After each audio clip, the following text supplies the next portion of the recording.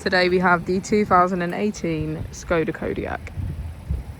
This vehicle has done just under 81,000 miles. It has an automatic transmission and a petrol fuel type. As we step inside, we can see that we have 7 seats in total.